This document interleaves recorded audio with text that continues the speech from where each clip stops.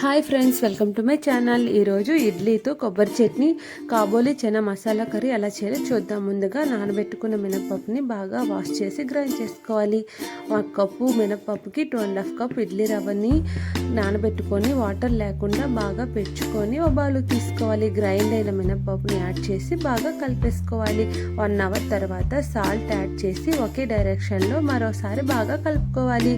ఇలా వెంటనే చేసిన ఇడ్లీలు అంటే నాకు చాలా ఇష్టం. ఆ స్మెల్ మినప్పప్పు వాసన వస్తుంది, చాలా బాగుంటుంది.